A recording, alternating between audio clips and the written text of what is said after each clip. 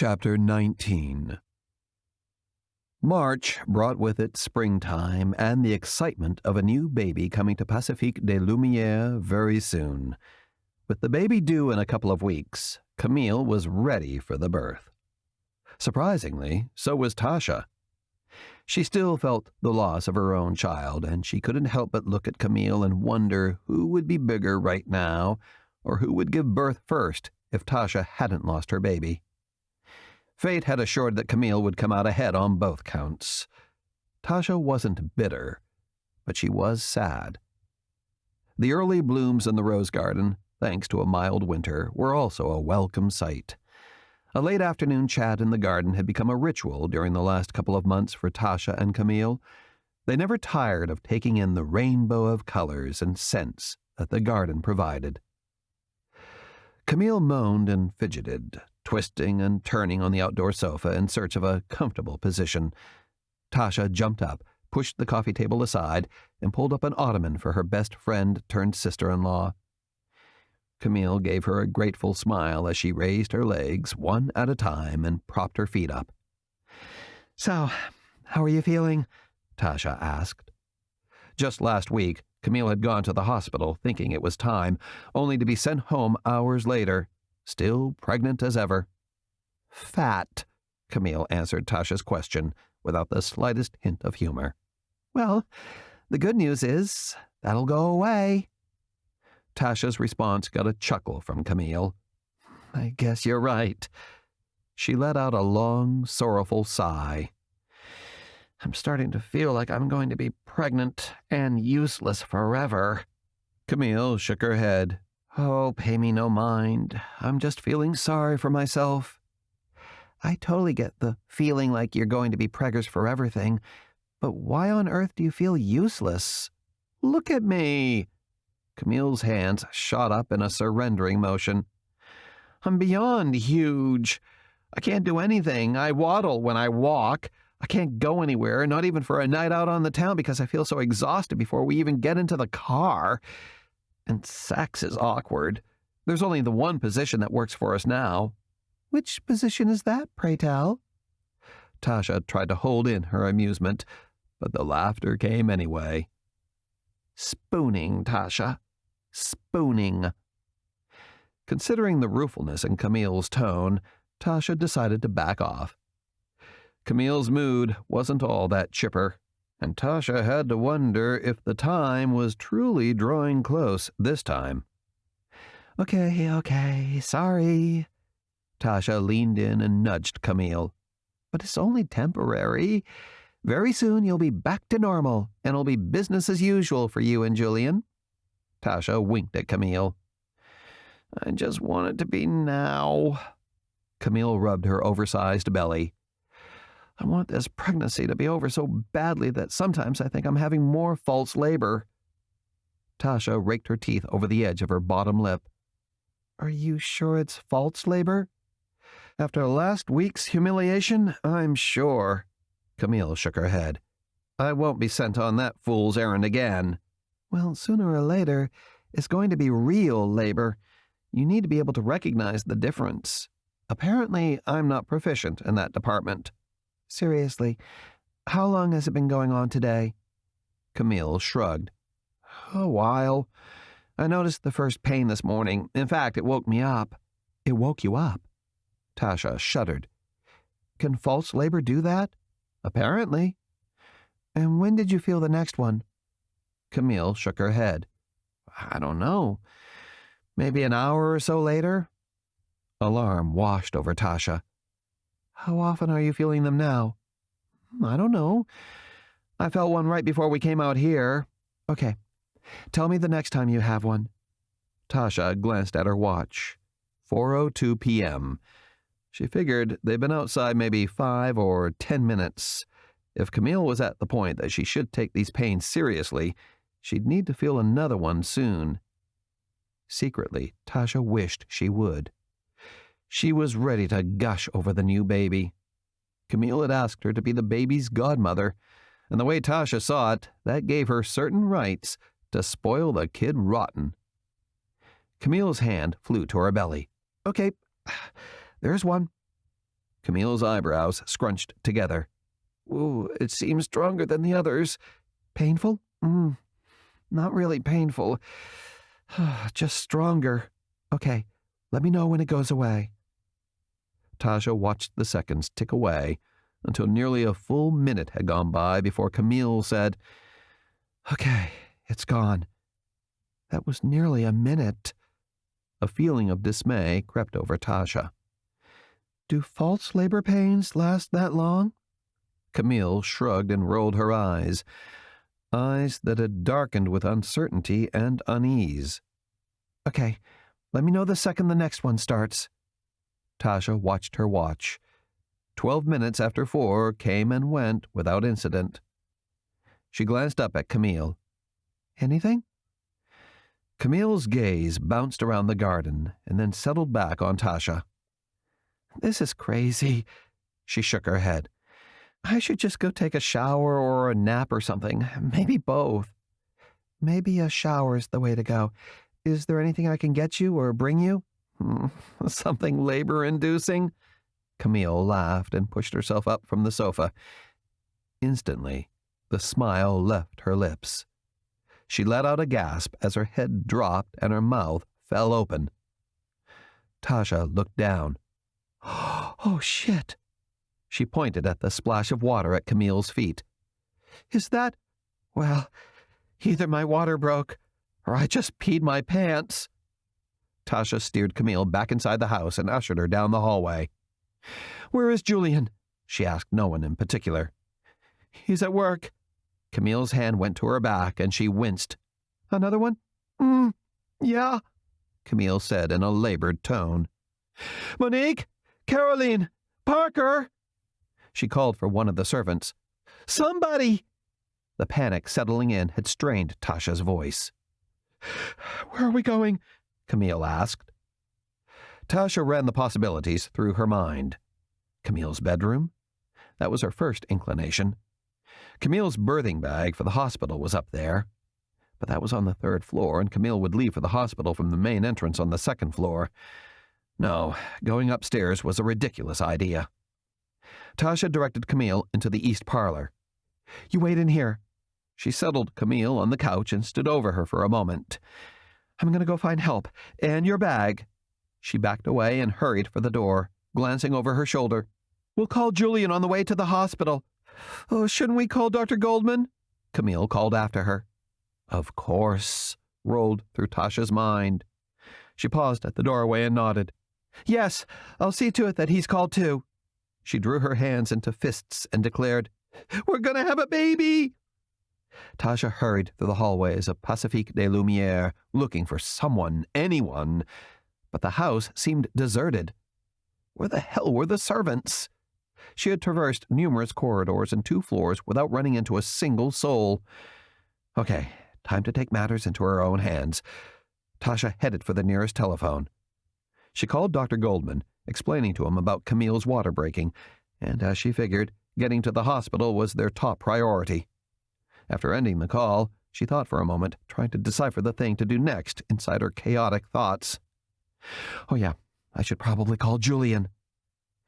Setting the call in motion, she waited for someone to answer. A receptionist at De Laurent Enterprises answered the call with the standard greeting, capped off with her name, Marcia. Hi, Marcia. This is Tasha De Laurent. I wonder if I might speak with Julian? I'm sorry, Madame De Laurent, but both Messieurs De Laurents are in Paris, she said of Andre and Julian. Paris? Tasha all but screeched. He can't be in Paris. Camille's water broke. We're heading to the hospital. I can message him, the receptionist offered. They took the helicopter. They should be able to fly back directly. Okay. Tasha blew out a bit of relief. Please be sure to tell him her water broke. A baby is imminent. I will, the receptionist said amid a hint of laughter. You just take care of Madame De Laurent. I'll see to it that Monsieur De Laurent gets the message. All right, Tasha whispered, and hung up the telephone. She went back to the hallway, glanced up and down the corridor, and let out an exasperated sigh. Where was everybody? Nearing desperation, she took off, turned a corner, and ran smack dab into Claudette. Oh, God! Tasha's anxiety relaxed at the sight of her mother-in-law. Am I glad to see you? What's wrong? It's Camille. Tasha paused. Then a flood of anxieties came pouring out. Her water broke. We need to get her to the hospital. Julian's in Paris. How am I supposed to tell her he's in Paris? Calm down. Claudette's hands shot up to Tasha's arms near her shoulders. Everything's going to be fine. Did you leave word at De Laurent Enterprises? After Tasha nodded, Claudette continued. Good. Did you call the doctor? Another nod. Good. Now we're going to have the car brought around. You and I will take Camille to the hospital. Everything's going to be fine. All the tension and apprehension that had wound around Tasha so tightly melted away. Claudette's tone was as promising as her words. And if there was one thing Tasha knew to be true of Claudette, her word was golden. At least it had been since she'd known her. Tasha hoped that still held true. By the time the party arrived at the hospital, Camille's pains were coming a couple of minutes apart, and they'd grown much stronger. Dr. Goldman had ordered an epidural, which instantly eased Camille's pain, and soon after that, her anxiety. After the staff left, Tasha stepped up to her bedside and scooped up Camille's hand. That's much better, huh? But Tasha already knew the answer. She could tell from the relaxed look on Camille's face that the tension had flowed away the moment the epidural took effect. You found Julian, right? Camille asked. Tell me he's on his way. He is. Tasha nodded. He should be here any minute. Okay. Camille sucked in a breath and looked toward the window. The door opened and Julian peeked in. When he saw Camille, he smiled and headed for the opposite side of the bed from where Tasha was standing. Wearing a grin, he said to Camille, So, you finally decided to pop? Tasha laughed to herself. He had been listening to their American idioms. Julian clutched Camille's free hand in his, bent down and pressed his lips to hers. Chérie, he whispered. Are you okay? I'm fine, she said. Now that you're here. Julian held fast to Camille's hand, backed up a step, and used the tip of his foot to drag the chair to him. I'm here for the duration, he said, and sat down. Claudette stepped closer to Tasha. Let's go get some coffee. Tasha nodded. Can we get you anything, Julian? Claudette asked, guiding Tasha toward the door. Coffee, strong and black. Julian's eyes never left Camille's face. Julian? Tasha stopped Claudette at the door. Where's Andre? He's around here somewhere. I think he stopped off at the restroom. Okay. Tasha blew out a sigh that was filled with relief. Not that she could explain it, but she felt better knowing Andre was close by. Maybe it had something to do with the remorse welling up inside her. She was happy and excited about Camille giving birth, but she couldn't help thinking that she could be doing, or at least she could be close to doing, the same thing, if fate hadn't taken a nasty turn. Claudette guided Tasha into the hallway. You go wait there. She pointed toward the waiting area a few feet away. I'm sure Andre will find his way here. I'm going to the coffee shop. You want something? She looked at Tasha, but didn't wait for a response. You're getting hot chocolate. No coffee for you. You're on edge enough as it is. Okay, Tasha said distantly, and proceeded toward the waiting area while rubbing her palms over the tweed skirt of her impeccably tailored sheath dress. She barely noticed Claudette disappearing into the elevator. Stepping into the waiting area, Tasha looked around and then circled the large table in the center, taking note of the magazines strewn across the top. Cosmétique, Elle, Essential Homme, Gala, Hades, E-Express, and Le Figaro layered the top of the pile. After turning in a complete circle, she did another half circle before sitting in one of the chairs. Tasha gazed around at the dull off-white walls. A picture of daisies and vases hung on the wall directly across from her. How the picture had been chosen to hang there, she hadn't a clue. It wasn't that it was ugly, but it wasn't particularly appealing either. She pushed herself up and moved to the other side of the table, sitting beneath the picture. That way she didn't have to look at it. Thoughts of Camille and her baby's impending birth flittered through Tasha's mind. The pregnancy had been an easy one. Camille's biggest complaint had been weight gain. She had appeared rather uncomfortable during the last few weeks, but let's face it, Tasha thought, Camille was huge. Tasha wondered how her pregnancy would have gone if she hadn't been subjected to fate's cruel twist. Would she have gotten as big as Camille? And what was it like to give birth anyway? Judging by Camille today, Tasha had to say it hurts. And probably a lot. But that'd be okay. It was better than the alternative. She'd much rather bear the physical pain that came with childbirth rather than the emotional pain of a miscarriage. Yes, bearing the physical pain was a much better option. Look at what she'd end up with. A precious baby born out of the love she shared with Andre. Tasha would give anything. The tears had snuck up on her. She dropped her head into her hand and tried to stifle the tears that were hell-bent on escaping. Firm hands gripped her upper arms. She knew in an instant that it was Andre, turned and fell into his embrace. His hug coaxed the pain from her, and it came out in loud vocal sobs. "Why are you crying, mon trésor?" He reached into his jacket pocket and plucked out a handkerchief. "Is Camille okay?" he asked, dabbing at the tears on Tasha's cheeks. She nodded. After another dab or two, Andre pulled her back into his arms. "I know," he said. "On a day like this, it's hard not to take a detour down the road not taken." "I feel horrible," Tasha mumbled through her tears. "Why is that?" "Because Camille's in there having her baby, and I'm out here feeling sorry for myself." Andre tightened his embrace. "Tasha, I don't ever want you to feel guilty about mourning the loss of our child." He backed her down onto the chair and sat in the one next to her, handing her his hanky. "We've been trying for months, Andre." She took the handkerchief and wiped her nose. "What if I never get pregnant again?" "We're not going to give up that easily." He shot her a smile. "We'll bring in the best fertility specialists known to man, if it comes to that." If it comes to that. What if it did come to that?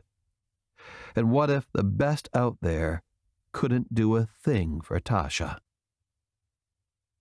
Tasha leaned on Andre as they stood in front of the hospital's nursery window. There, in the front row, third from the left, was Juliana Renee de Laurent. The name Juliana was chosen for her father, and Renee was Tasha's middle name. The baby lay sleeping peacefully in her bassinet, and Tasha couldn't take her eyes off the tiny child. She looked like a miniature Julian, though her hair was more the color of her Uncle Andre's. Andre nestled Tasha closer. "Isn't our goddaughter beautiful?" "Yes," Tasha nodded. "Yes, she is." "She's bound to bring us luck." If there was the slightest possibility of Juliana bringing them luck, then Tasha intended to stick to that baby like glue. Chapter 20. When Juliana was 6 weeks old, she had gained nearly 3 pounds, weighing in now at 10 pounds 12 ounces. Her brown locks had turned darker and curled up, making her look more and more like Julian as each day passed. But her eyes were all Camille, sparkling against her rosy cheeks like turquoise jewels. Tasha glided into the nursery and sailed to the crib where Juliana was resting. She looked down at the baby and smiled. "Hi, baby girl." She reached down and scooped up the baby. "Did you have a nice nap?" Juliana raised her fist and giggled. "I thought so." Tasha bounced the baby gently in her arms. "You're such a sweet girl. Oh, your mommy and daddy are so lucky." "And Juliana is lucky to have an aunt who loves her as much as you." Camille seemed to materialize at Tasha's side. Tasha looked at Camille, who had a full baby bottle in her hand, and then, reluctantly, handed over Juliana. Camille sat down in the rocking chair and slipped the bottle into Juliana's mouth. The baby latched on and started sucking. Tasha tidied up the changing station, then put the clean laundry away that had been laid on the chest near the door. Normally, one of the maids would put it away, but Camille had given the staff strict orders not to disturb Juliana when she was sleeping. Instead, she'd instructed them to drop the laundry off by the door and come back later when the baby was awake. "So, how are you feeling?" Camille asked. "Do you think this month will be the month?"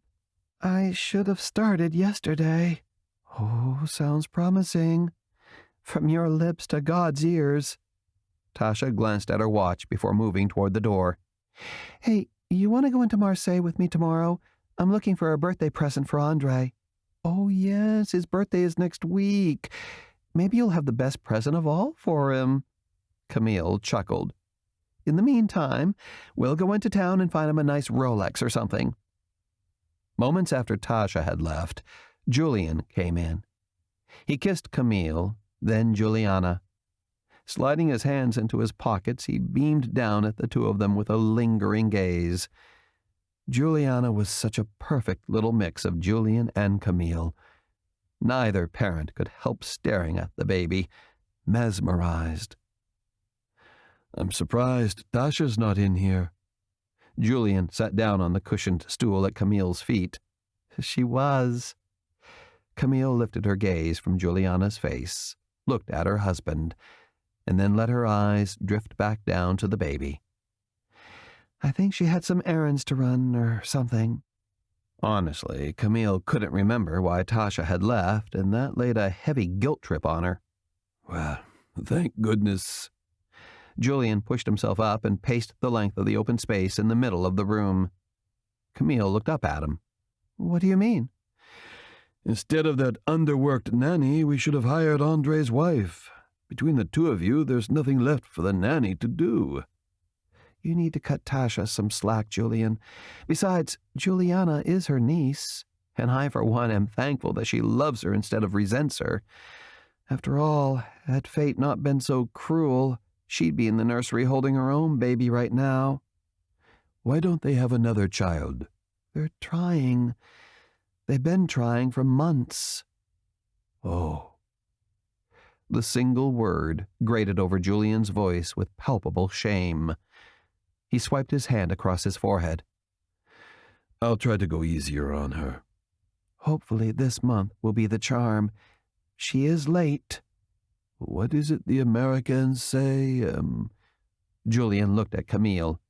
"When you least expect it?" 2 days later, Tasha started her period. Tasha and Andre waited in silence in Dr. Jolie's office. They'd been referred to the fertility specialist by Dr. Ainsworth.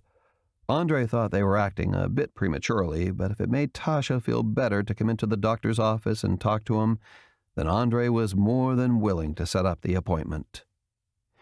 Tasha fidgeted with the hem of her skirt, rubbing it between her fingers. As if she knew his eyes were on her, she looked up at Andre and gave him a weak smile. He reached for her hand, tangled his fingers around hers, and gave her a squeeze. "Whatever he says, we'll get through it together."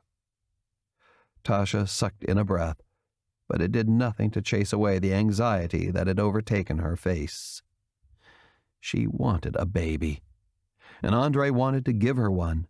He'd gladly spend every last dime of Uncle Edouard's inheritance on fertility treatments if he thought it would increase their odds. The door opened and Dr. Joly came in. He was a tall, slim fellow with light hair and eyes. Aesthetically pleasing to the senses, he probably had a way of easing his uptight clients. It was working with Andrei. "Andrei? Tasha?" He shook their hands and moved behind his desk to sit down.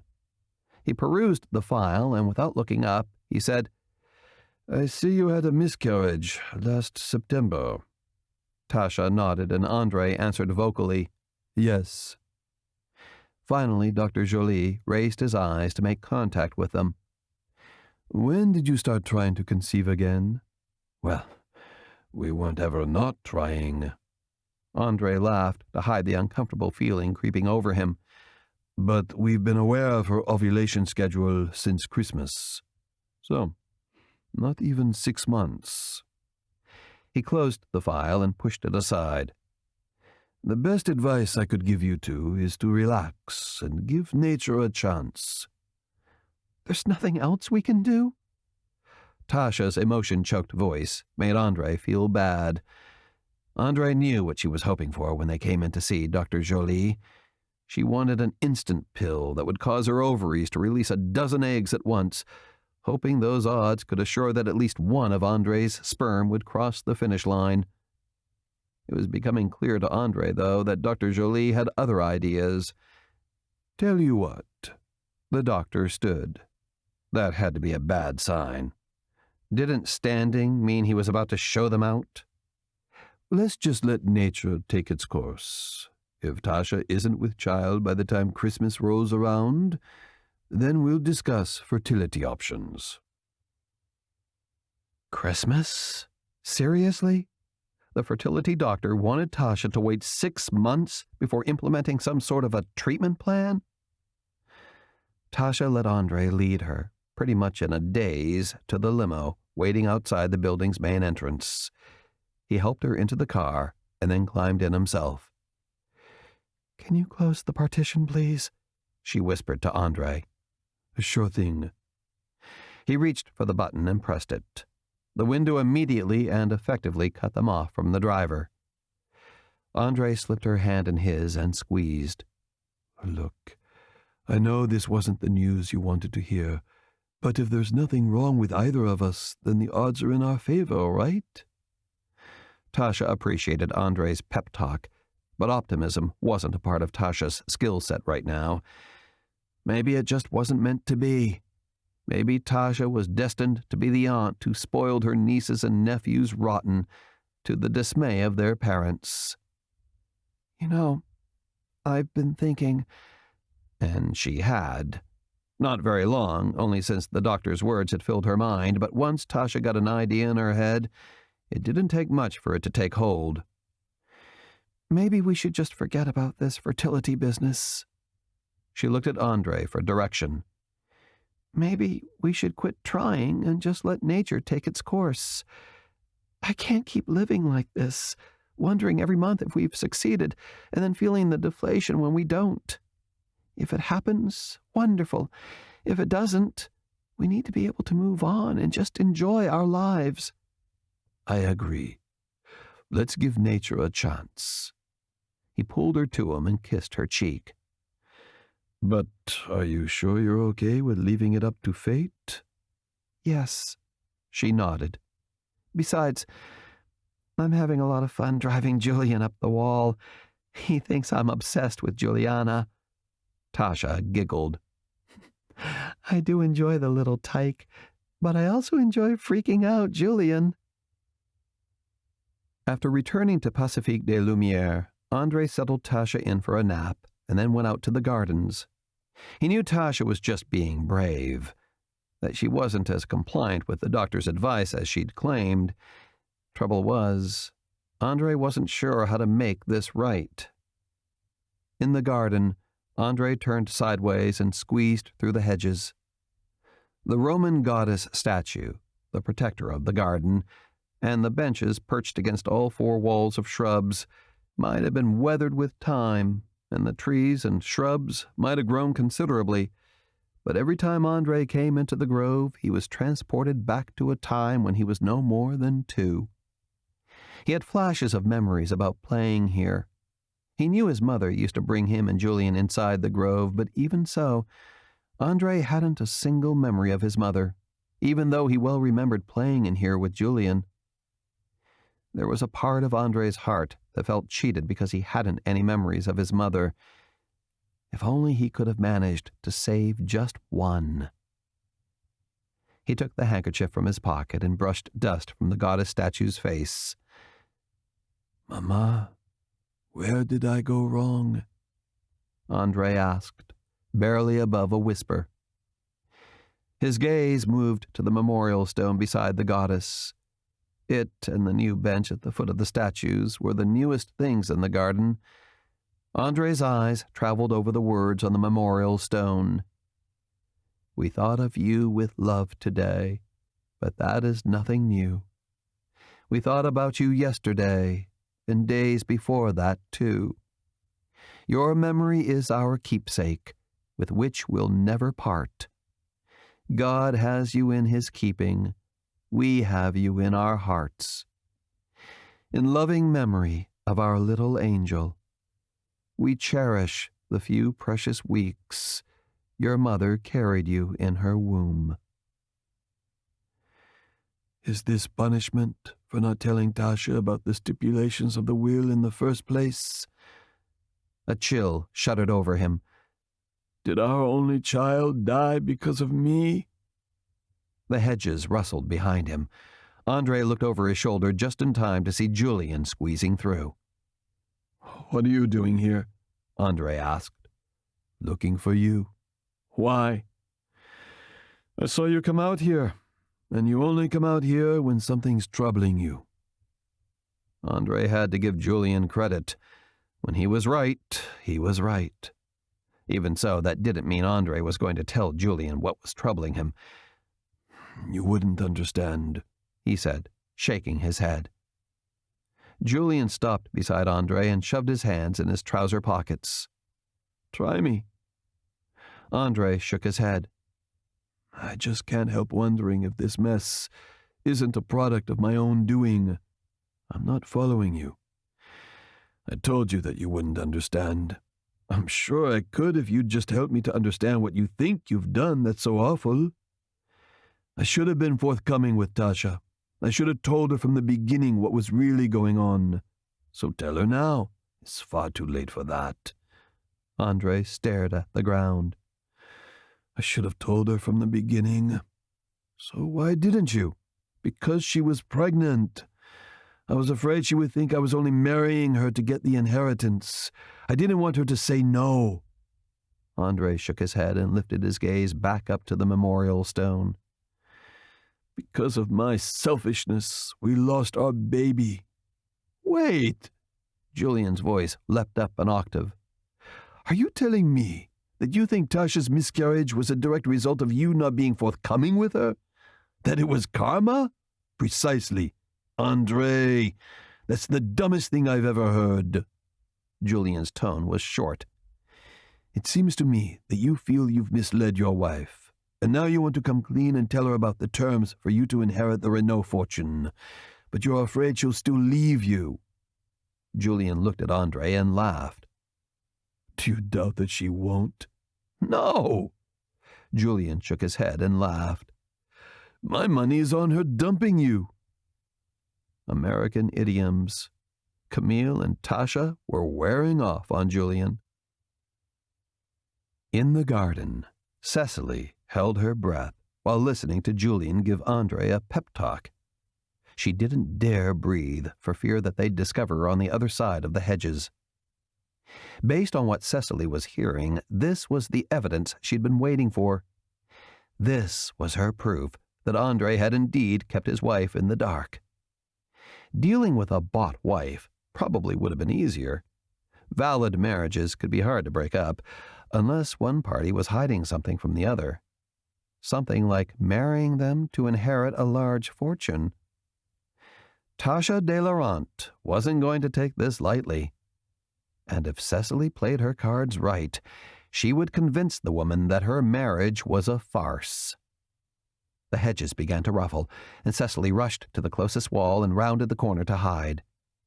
Standing with her back against the shrubbery, she didn't dare peek around the corner for fear of being discovered. She couldn't be found out now, not when she finally had the advantage. Cecily had some planning to do. It might take her a couple of weeks to figure out exactly what to say to Tasha, but once she did, Cecily knew it would be the first step to claiming the Reno fortune as her own. Chapter 21.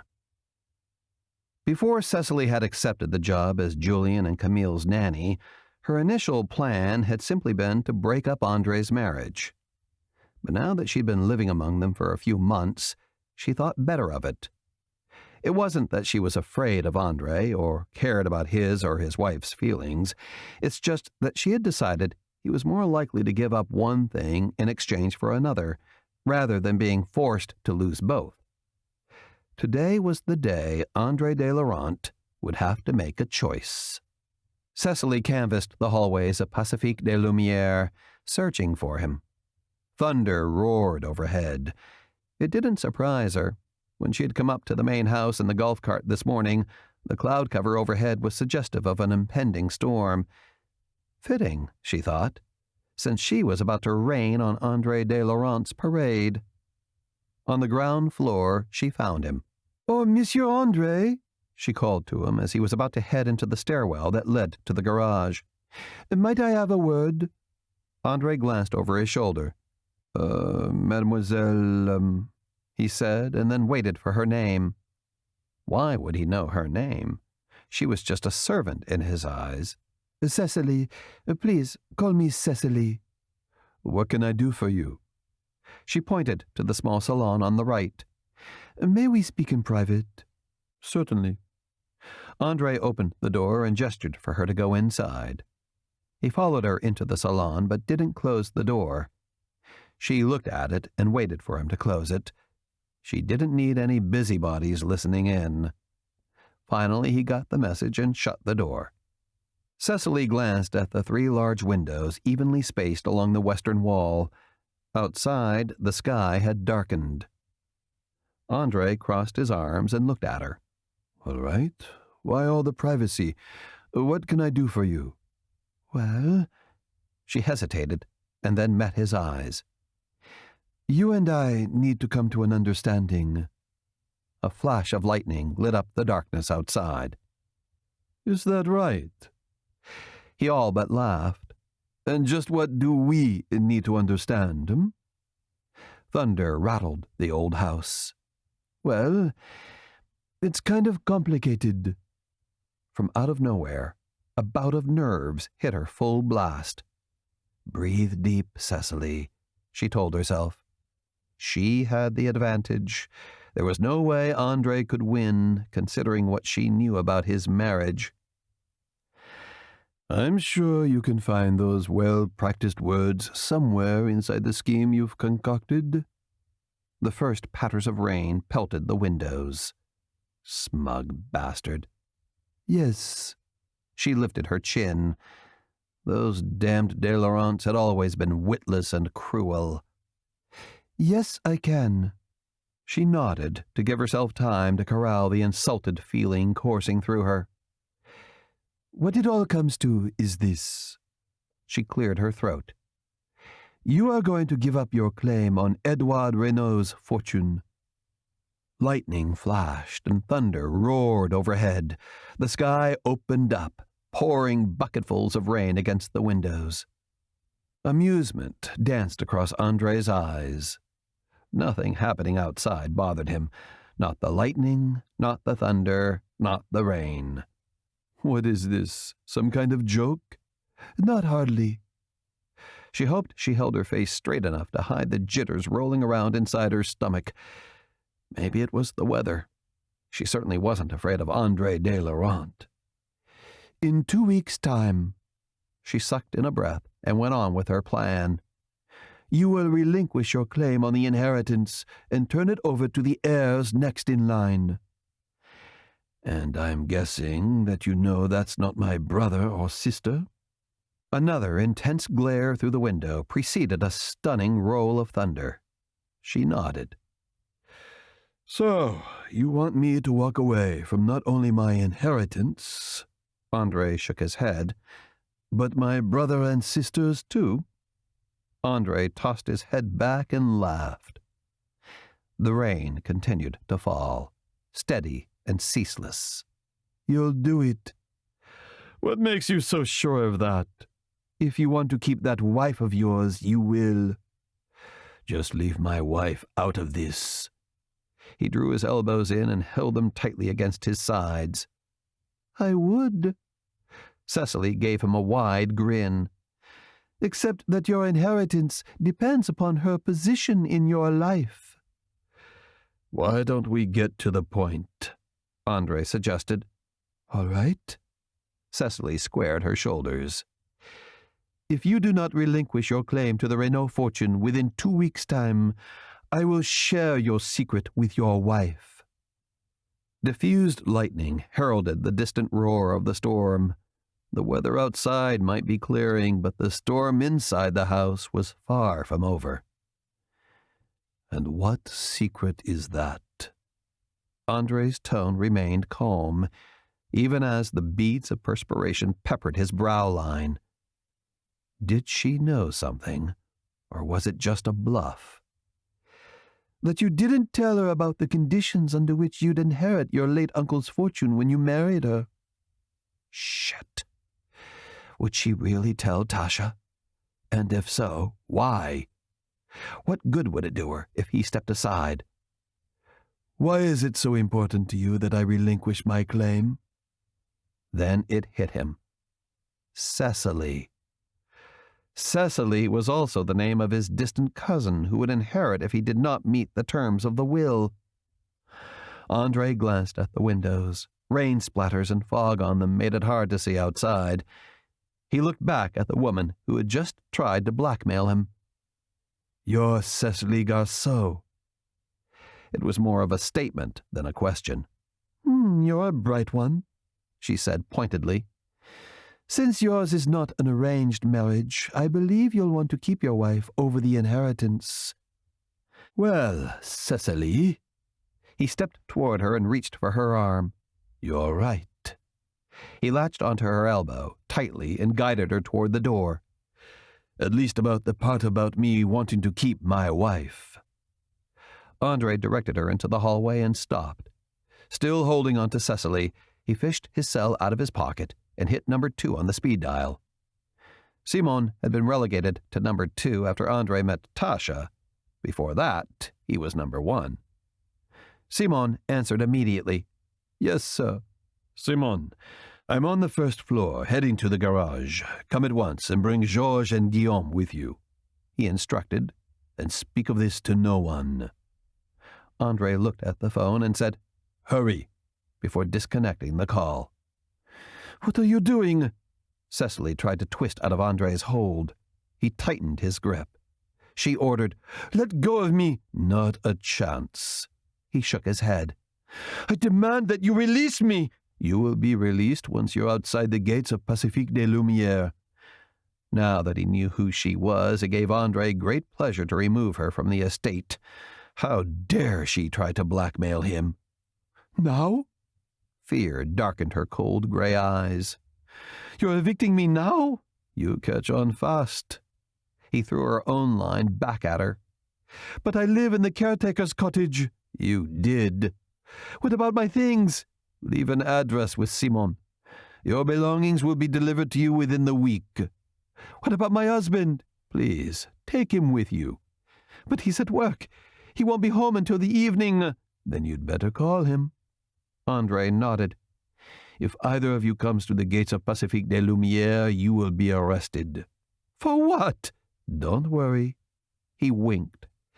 We'll think of something. Simon, Georges, and Guillaume rounded the corner. Andre handed Cecily off to his valet. Remove her from the premises. Take her to Marseille and drop her off at a local hotel. If she has no prospects, put her in one of our properties. The main thing, Andre perched his finger in the air. "Neither she nor her husband are ever to set foot on the grounds of Pacifique des Lumières again." The rain had stopped, and the storm had moved on, but the evidence was still there. Everything outside was wet, and a few ominous clouds still hung in the sky. Andre took it as a sign to proceed with caution where Cecily was concerned. One word from her, and his whole world could collapse.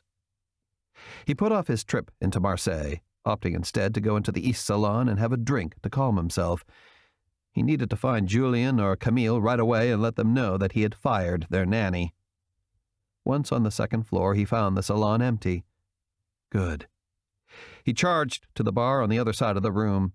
The nerve of that woman! He latched onto a bottle of scotch and yanked off the stopper. He poured himself a generous 3 fingers and reattached the bottle's plug. He'd have to find a way to make sure Cecily didn't get to Tasha. Perhaps they should take a trip, leave Marseille for a while. He kicked back the scotch. The liquid warmed him all the way to his gut. "Andre?" Camille's voice came up behind him. He peered over his shoulder, setting down the glass. When their eyes met, she said, "Have you seen Cecily?" Andre swallowed around the knot budding in his throat. Firing Julien and Camille's nanny was one thing. Gaining their approval for it was another. He pointed to the bar. "You'd better have a drink." "Uh-oh." She cut him a sideways glance and reached for the door. "I have a feeling I'm not going to like this." "I have a feeling you're going to hate it." Camille closed the door. "Maybe you'd better tell me what you know," she said, moving toward him. Andre killed time by pouring her a drink. He offered the glass, and she took it, but didn't take even a sip. She just stood there waiting for him to tell her what was going on. He poured himself another drink and downed it. The glass made a clicking sound when he set it down on the bar. He looked at her. "I fired your nanny."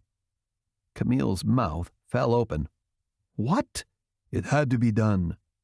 "What do you mean it had to be done?" She'd found her voice again, and it was demanding answers. "Her name is Cecily Garceau-Mason." Andre could practically see the wheels turning inside Camille's head. She was trying to figure out where she'd heard that name. "She was at Edouard Renault's funeral." He nodded. "She and her brother will inherit the entire Renault fortune if I fail to meet the terms of the will." "But that's a moot point. You are married." "She knows.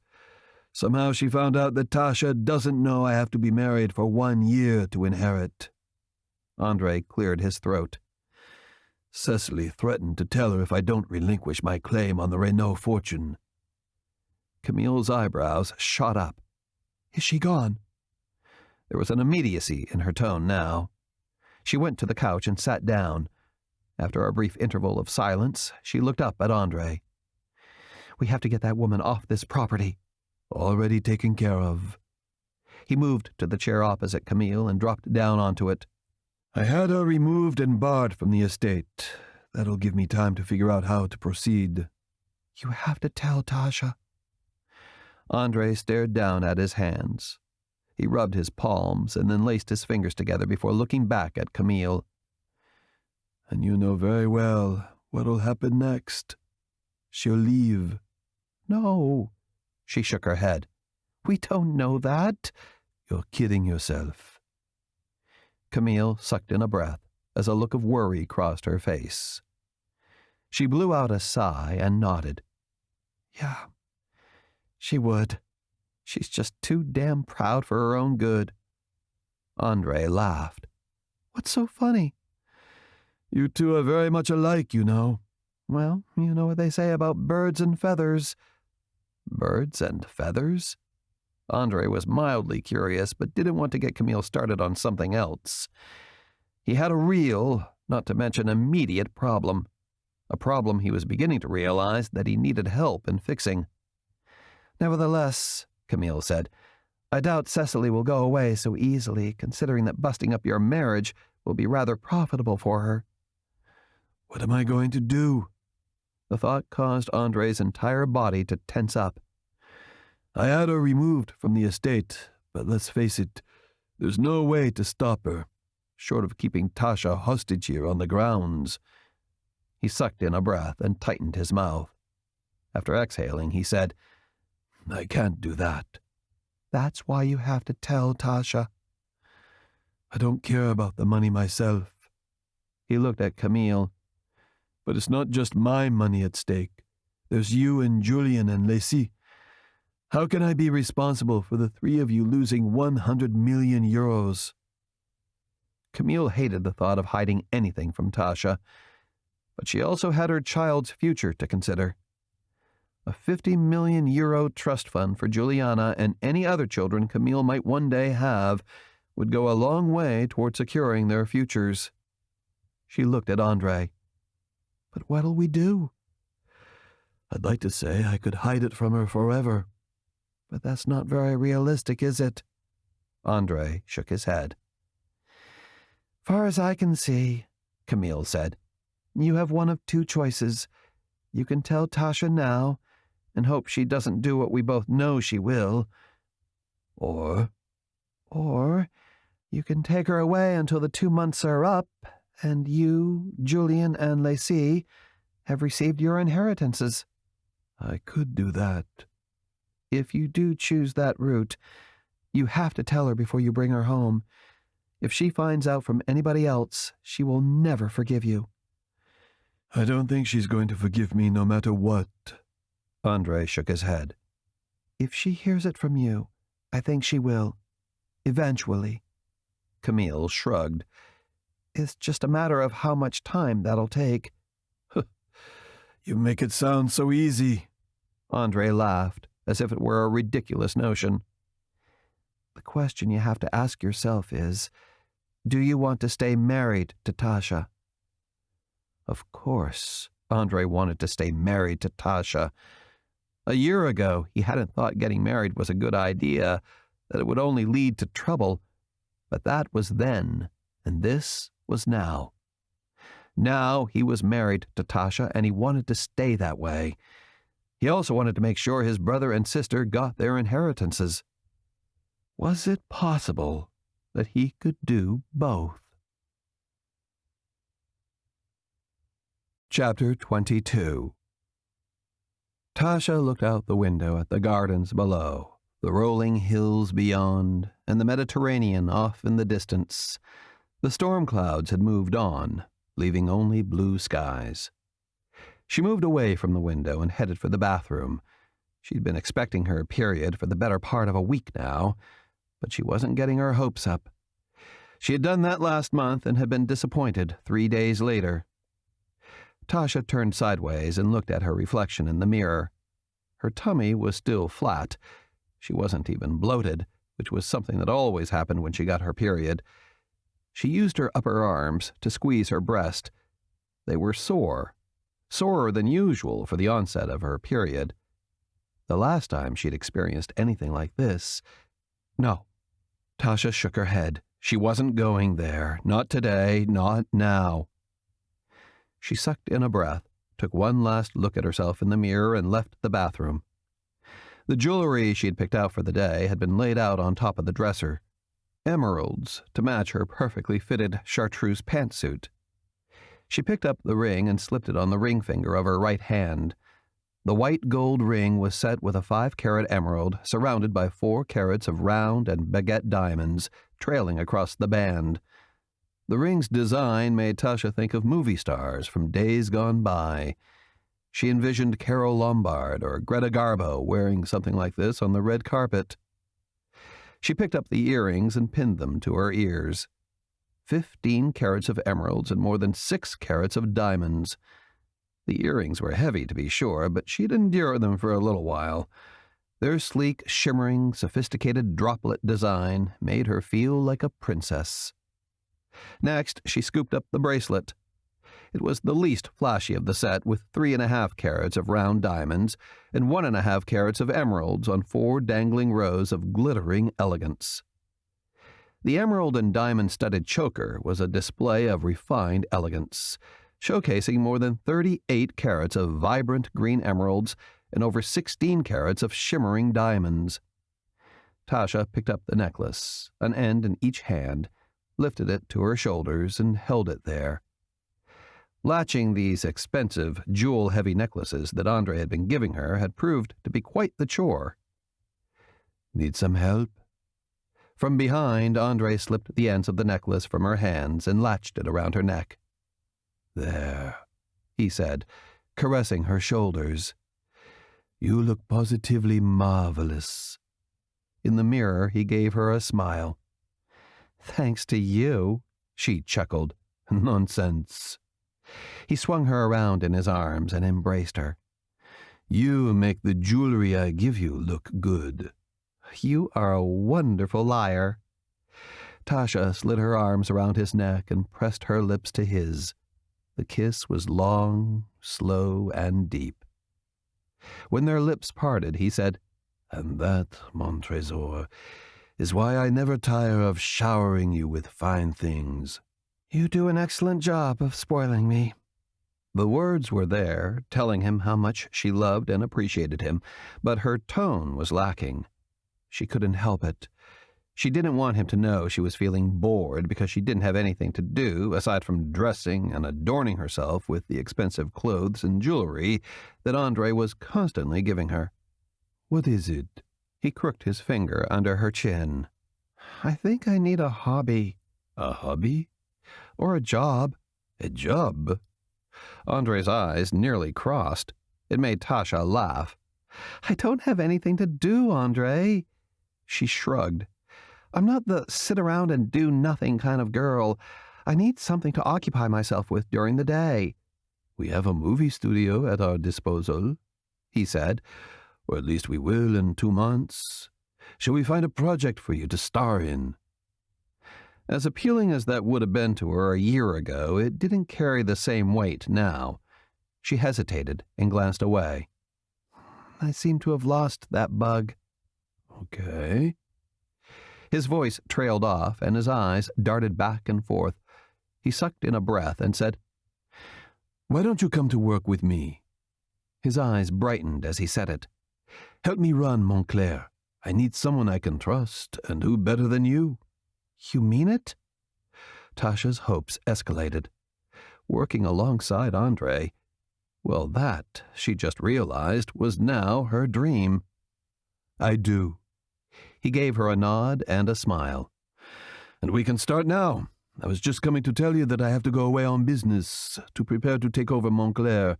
But now, instead of merely traveling with me, you will join me as not only my wife, but also as my business partner." There was a giddiness in his demeanor now. "There is much to do. We'll be gone for several weeks." Tasha swelled with eagerness. The prospect of running a billion-euro corporation with Andre made her feel more alive than she had in months. "I'm going to have lots to learn." "And I will gladly teach you," he said. "But I think you're going to be more useful than you know." He winked at her. "Oh, this is so exciting. When will we leave?" "Soon, the day after tomorrow." His eyes made powerful contact with hers. "We'll be gone for several weeks. You'll want to get started packing." "Several weeks, as in 3 or 4, or more like a couple of months?" "More like a couple of months." "That's a lot of business to attend to." "Montclair has a great number of holdings." "Boy, I'll say." She glanced around the room. "So I guess I should pack a little of everything." "A lot of everything." Andre chuckled. "I know you have your favorites, and by all means bring those. If you discover you need anything later, we'll buy it while we're on the road." Tasha had to admit that she liked directing packing more than the actual packing. Last evening she'd given her maid Rose and a couple of the other housemaids a list of things she wanted to take with her, and this morning they were filling her suitcases. That left Tasha with some time to go into Marseille and pick up a few last-minute things. She was sure she could get the items on the road, but heck, half the fun was in the last-minute rush. She left word of where she was going with Rose and headed for the garage. On the ground floor, Tasha learned that all 3 chauffeurs were already out. Andre had said something about hiring another driver, but as of yet, it hadn't been done. "That's okay," she told Parker. "There are other cars in the garage, right?" Parker nodded. "Well, have one of them brought around for me. I'll drive myself." "If that is Madam's wish." Parker headed for the garage. Tasha went back to the central stairway and headed up to the second floor's main entrance to wait for the car. She reached for the doorknob, but changed her mind, deciding to check with Camille to see if she wanted to join her. She trotted up the stairs and headed for the nursery, figuring that's where she'd find Camille. In her place, that's where Tasha would be. Peeking her head into the room, she saw Camille sitting in the rocker, holding Juliana. The lights were turned down, soft music filled the air, and the baby was sleeping peacefully. Seeing the glow emanating from Camille's face, Tasha smiled. "Hey," Tasha whispered, standing in the doorway. "What's up?" Camille asked in a hushed voice. "I'm going into town." Tasha tried to match her tone. "Wondered if you wanted to come with me. We could do lunch." "Oh, I wish I could," Camille said. "I'm interviewing today." "Interviewing? Interviewing for what?" "A new nanny." "A new nanny?" Tasha was starting to feel like a parrot. "What happened to Cecily?" Camille hesitated. "I wish I knew. She up and quit." "Really?" Tasha's voice showed her confusion. "I got the feeling she thought herself rather grand working here." "Maybe she found something else that she thinks will make her feel grander." Camille chuckled. Tasha pushed away from the door jamb. "Okay. Well, you know Andre and I are leaving town tonight. We'll be gone a while," she said with a bit of remorse. Tasha hated leaving her one true friend. "Stay in touch, okay?" Camille got up and put Juliana in her crib, covered her with a light blanket, and then turned toward Tasha. She sucked in a breath and moved toward her. "You and I," she said, reaching for Tasha's hands, "are going to be seeing plenty of each other. We are family now, after all." Tasha shrugged and tried to ward off the tears pooling around her eyes. "I'm just being a big baby.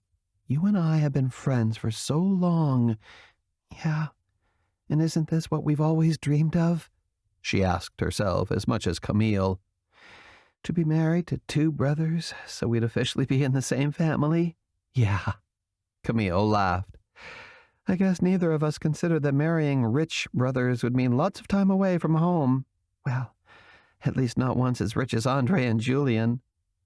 They both tamped down their laughter for fear of waking the baby. After 2 days, the call Cecily had been waiting for came.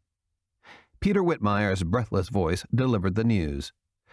"Tasha just left the De Laurent estate, and she's alone." "Are you sure it's her?" Cecily asked. "Positive. She's in a convertible." "Direction?" "So far, it looks like Marseille." "Great." Cecily paused, mentally checking her excitement. It was too early for that. "With any luck at all, she is heading for Marseille." "Wherever she's headed," Peter said, "I'll be right behind her." "Keep me posted," Cecily said. "I want to know every move she makes." Tasha had made a few stops in Marseille. First, to pick up a pair of red shoes she'd seen in a boutique window over the weekend. Then a local drugstore just around the corner from her favorite bistro, where she perused the aisles to get a few travel-sized toiletries. Andre had told her there was no point, but some things were a hard habit to break. Maybe someday she'd get used to the idea that jet-setting around the globe was common practice, but so far that hadn't happened. Right now, Tasha was giddy about the upcoming weeks of travel ahead of her and Andre. She'd been so wrapped up in the idea of running Montclair with Andre that when she strolled past the pregnancy tests, it slammed into her that she still hadn't gotten her period. Tasha stopped. Various notions flitted through her mind. How many days had it been since she'd thought her period should be starting? She counted mentally and moved her fingers in unison. Upwards of 10 now. Tasha ran the facts through her head. Bloating? No. Premenstrual cramps? No. And that one pimple that always popped up on her chin? No. Breast tenderness? Check. Tasha reached for one of the packages, like it might be hot or something. Once she latched onto it, she tossed it into the handbasket she was carrying. She'd take it when she got home. That way, when she and Andre left that evening, she'd know one way or another. Tasha finished her business at the drugstore and headed around the corner to grab a bite at the bistro. She was one of those rare people who could eat alone and never give it a second thought. She had settled in at a table by the window and ordered an iced tea. After the waitress brought it, she doused it with Splenda and stirred it with her straw. Just as she was about to take a sip, she saw someone approaching. Glancing up, she saw Cecily, Camille's newly ex-nanny, looming over her. "Cecily!" Tasha set the glass down on the table. "Imagine seeing you here. May I?" Cecily gestured to the empty chair across from Tasha. "Sure." Tasha shrugged. "Why not?" She waved her hand at the empty chair and sipped her tea with the other. "Are you alone?" Cecily asked. Tasha nodded. "Yeah, everybody's busy." She shrugged. "But I still have to eat." "As do I." Her shaky tone didn't match the big smile she had plastered on. Something was going on, and Tasha intended to find out what. "So I'm told that you've left our employ." Tasha looked her straight in the eye. "I thought you were happy with us." "Oh, I was." "Then why'd you quit?" "Quit?" Her tone rose an entire octave and then fell again before she added, "Is that what he told you?" He. A bad feeling was starting to gather around Tasha. "Did you or did you not voluntarily leave our employ?" she asked uneasily. "I did not." "What exactly are you implying, Mademoiselle Mason?" Overcome by the feeling that this wasn't a friendly meeting, Tasha moved the conversation to a purely professional level. "I'm not implying anything." She raised a high chin. "It's a fact. I was fired." "By whom?" That feeling of dread that had been creeping up on her wrapped itself fully around her. "Your husband." "What?" That didn't make sense to Tasha, and it showed in her voice. "Why on earth would my husband fire you?" "Oh, he has a very good reason for wanting to get rid of me." She was almost laughing now. "What might that be?" Tasha shifted in her chair, trying to ward off the uneasiness creeping up her back. "He doesn't want me to tell you what he's hiding." She was whispering now like she had some deep, dark secret. "But you're going to?" "That I am." She nodded. "I gave him a chance to choose, but he didn't like that idea." "Why don't we cut to the chase?" Tasha was starting to get annoyed.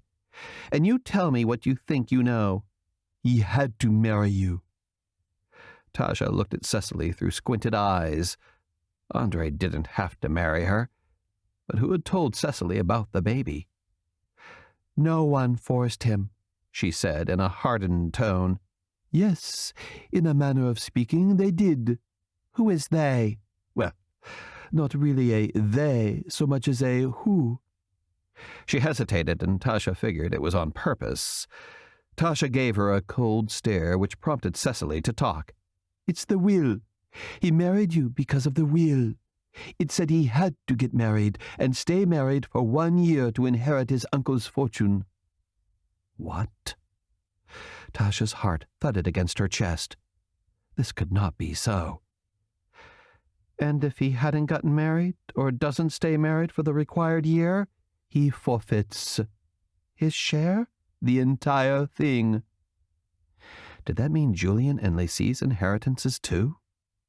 She thought about asking her, but Tasha got the feeling that Cecily wasn't on her side, and she wasn't doing this out of some misguided attempt to help Tasha. She could easily guess Cecily's motives. Somebody had put her up to this, possibly even paid her. But Tasha didn't care about what role Cecily truly played in this charade. What she did care about was that Andre had failed to share a very important stipulation of his late uncle's will with her, and Tasha wanted to know why. "Would you excuse me?" She took the napkin from her lap and laid it on the table in front of her. Standing, she added, "I believe I feel a headache coming on." As Tasha walked away, she heard Cecily say, "I'll just bet you do." Tasha's first thought was to turn around and tell her off, but Tasha's common sense told her not to bother. Instead, she headed for the door. She had far more pressing matters, like why Andre had chosen to keep her in the dark. And was she pregnant? Back at Pacifique des Lumières, Tasha hurried to the suite she and Andre shared and dumped the shopping bags onto the bed.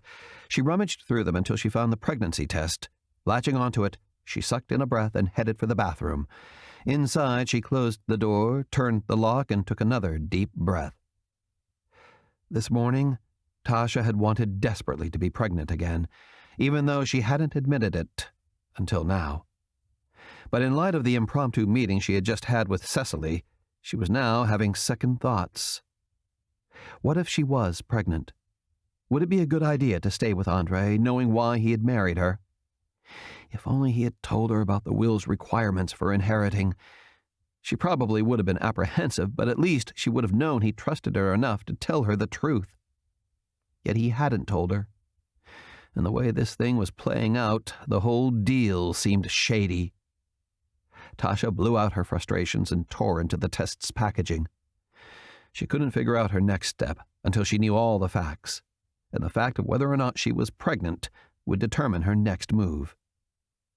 She dropped her pants and undergarments, sat down on the toilet, and followed the instructions for taking the test. When she was done, she capped the test and laid it on the sink. After readjusting her clothing, she washed her hands and tried not to look at the stick, wanting to wait the full 3 minutes the instructions had suggested. Tasha dried her hands on the nearby towel, then lowered the top toilet seat and sat down. She propped her chin in her hands and began to contemplate what she'd do if it turned out she was pregnant versus if she wasn't. If the test was negative, she'd simply leave and go back to L.A. She was used to living on her own, taking care of herself. She might have been living in the lap of luxury for nearly a year, but it wasn't so long that she had forgotten how to take care of herself. She'd go back to her old home and her old dreams. Tasha closed her eyes, wanting desperately, but was half afraid to look at the stick. Her life was about to turn in a very different direction, no matter the results. Either way, it wasn't going to be easy. Had it been 3 minutes? Surely it had. She opened one eye and let her gaze roll to the stick. Chapter 23. Cecily charged through the foyer of her brother's home. She needed no help to find Connie's library. She knew this house's layout better than the place where Andre de Laurent had stashed her and Daniel. Connie was already inside the library. Good. Cecily laid her purse on the table by the door and hurried toward her brother standing by the window with a drink in his hand. "Well, you sure took your sweet time." He raised his glass in a toast. "Considering the hurry you seem to be in on the phone, make jokes all you want." Nothing, not even Connie's negativity, could alienate her now. "But you'll be thanking me before too long. Is that a fact?" He gulped his drink. Cecily went to the bar and poured herself a whiskey and 7. She deserved a drink and lots more. She raised a silent toast to herself before turning back to face Connie. "A couple of days ago, I thought we were done for." "We are done for." He shook his head. "You had a damn good job with the De Laurents. You should have kept your mouth shut." "You say that now." She strolled toward the window and glanced out.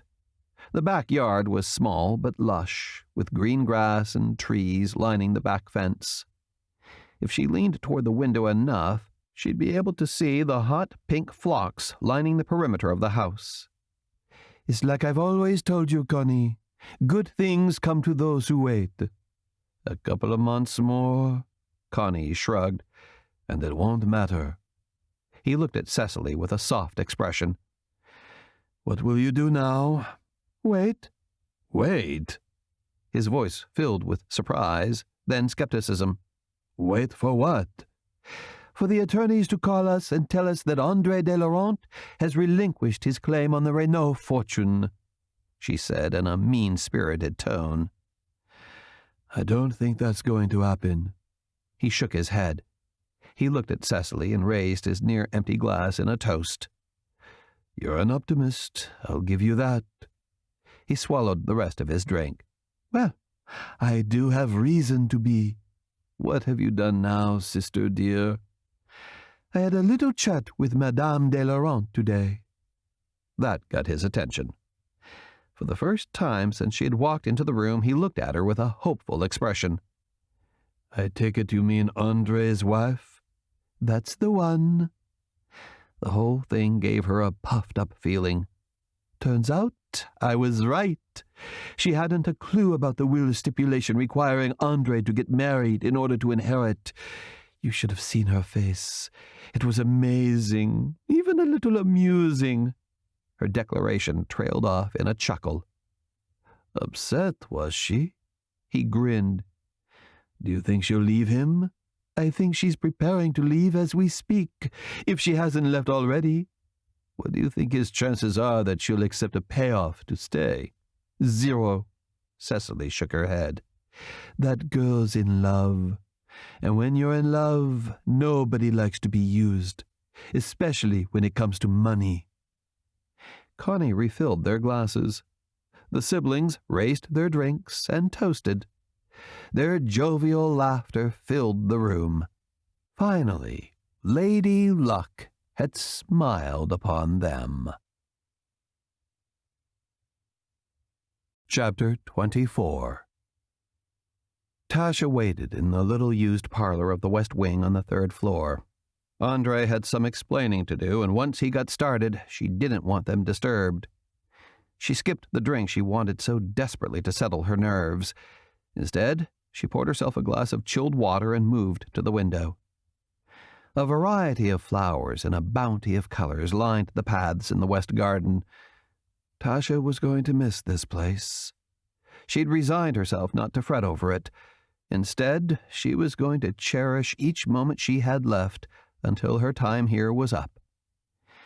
At least it brought her some peace of mind. The door opened. André came in carrying a binder. I've been looking everywhere for you. He went to her side and kissed her cheek. She tried not to cringe at his touch. It was just a lie. But Tasha was an actress, and a damned good one. I just wanted us to have some privacy. She smiled. We're going to have plenty of privacy during the upcoming weeks. He offered her the binder. Here. She took it, but didn't open it. What's this? It's a portfolio of the properties we're inheriting. We're inheriting. That almost made her laugh out loud. Luckily, she managed to contain it by clearing her throat. She didn't want to tip her husband off just yet. She preferred to have the element of surprise when they got down to it, down to the real nitty-gritty of how they'd gotten to this place where she just so happened to be his wife. She set the glass on the small table by the window and opened the binder. In the first leaf was an 11 by 14 picture of a 5-story castle of worn yellow stone. Trees, shrubs, and flowers complemented a well-manicured lawn. It took her breath away. She stared at the photograph. Where is that place? Avignon. It's called Belle Vallée, he said. It's the home where my mother grew up. Wow. Tasha trailed her fingertips over the image. I'd like to see the house in person. She looked at André. The last bit of her thought, before I go, stayed inside her head. Of course you'll see the house. You'll see them all. How many properties are there? The thought crossed her mind that he must have dozens of properties at his disposal. Maybe he'd let her live in one. Around 12, if memory serves me. All in Avignon? Oh, no. He shook his head. All over the world. Are you sure you want to do this? Leaving André took guts, but Tasha's pride insisted upon it. She should have known this whole Madame de Laurent deal was too good to be true. And boy, was her mother going to be disappointed. Tasha was going to put off telling her as long as she could. But she couldn't put off the confrontation with Andre any longer. "You'd better sit down." She pointed toward the couch, then moved to it herself. Andre was right behind her. She hesitated, sucking in a breath. "Tasha." He reached for her hands. She tensed up. "You're scaring me." "I have questions for you." She avoided looking at him. One come-hither look from him and she might cave. "How you answer them will figure prominently on the future. And trust me," tears swelled around her eyes, "the stakes are huge." "What is it?" The light in his eyes flickered. "What's happened?" "Why did you marry me?" "Because I love you." She ignored his declaration. "Was it because I was pregnant?" "What are you implying?" The light in his eyes dimmed. "I'm just trying to figure out why you asked me to marry you last September, as opposed to 6 months before that. You had told me then that you loved me." The failing light in his eyes died out. He glanced away, looking wholly embarrassed. "You know, don't you?" It was more of a statement than a question. "What exactly do you think I know?" She wanted to hear him say it, admit it, explain to her how he could marry her for money's sake and not tell her about it. "I can explain," he said in a pleading tone. "And I can't wait to hear it." Her voice had grown so tense that it cracked. She moved to the end of the couch, away from Andre. "I don't know why my mother's uncle, a man I can never recall meeting, decided to place everything on my shoulders." Andre shook his head and then settled his gaze on her. 100 million euros to be split equally between my brother and my sister was dependent upon me getting my inheritance. "I'm well aware of that part of it." Tasha could tell that the burden had weighed heavily on Andre's shoulders for nearly a year now, but Andre wasn't getting off that easily. This wasn't about his responsibility to Julian and Lacey. It was about his inability to trust Tasha. "When you came to America last year, was it your plan all along to use me without telling me?" "No, of course not." "Then what changed your mind?" Andre shook his head and dropped his head into his hands. Tasha didn't like seeing him anguish this way, but she couldn't worry about that now. Besides, he'd brought this on himself. Still, she couldn't help wanting to aid him in finding the words. "What were your intentions when your plane landed in L.A.?" she asked. "You must have had something in mind." He looked up at her. "I did." He nodded. "I had every intention of telling you everything. You are the person I trust most, and I couldn't imagine marrying anyone else. I was planning to ask you to help me. I knew I'd be asking a lot, so I was planning to compensate you." "Compensate me?" The distaste of those two words shuddered through her. "I was going to give you $100 million to be my wife for 1 year." His tone had gone weak. "With money to fund the project and Draco Studios at your disposal, you'd finally get that big break, and I'd honor my obligation to my brother and sister."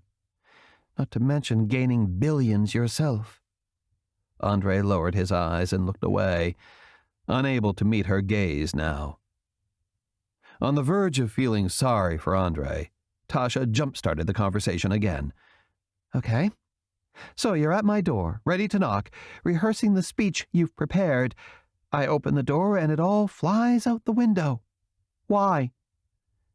2 little words.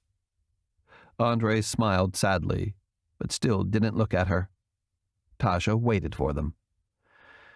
"I found a pregnancy test in your bathroom." The cloud that had blown over Andre made its way to Tasha. Her heart ached for the baby they had lost.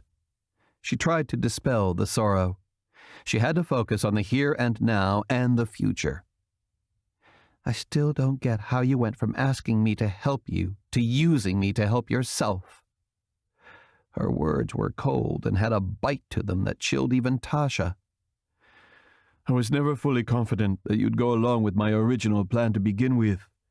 Let's face it, asking a girl you love to marry you for 1 year is rather audacious. A muscle quivered at his jaw. I knew the odds weren't in my favor when I devised the plan. He shrugged. But I had to give it a try. If I had to marry someone, you were my first choice. Tasha had to work to block out the charm Andre was showering over her. She was a fool for that man, but her feelings were beside the point. Okay, so you found out I was pregnant, and that changed everything. She gave him the hardest stare she could manage. Why? Well, like I said, I already had the fear that you'd say no to my offer. He looked at her with pleading eyes. I couldn't bear the thought of leaving you alone with a child to take care of. My child. Andre sucked in a breath, and maybe a little courage. That's the moment I knew I wanted to marry you, for real. That I'd never want to marry anyone else. And most of all, I wanted you to be the mother of my children. Andre looked down at his hands and latched his fingers together. When he looked back at Tasha, his eyes had moistened. I acted hastily and foolishly, and I'm sorry. I just didn't want to risk losing you and our baby. Tasha loved Andre. But up until that day when he had suggested they get married, she had thought that was an unattainable goal. She had never figured herself for rich people material, and it had taken a will with strict guidelines for inheriting and a baby to convince Andre of it. Tasha wished she knew what the right thing was, if she really belonged in Andre's world, or if she was just kidding herself. One thing she was sure of, Andre had hurt her. Badly. She knew he was sorry, and one day she hoped she could forgive him.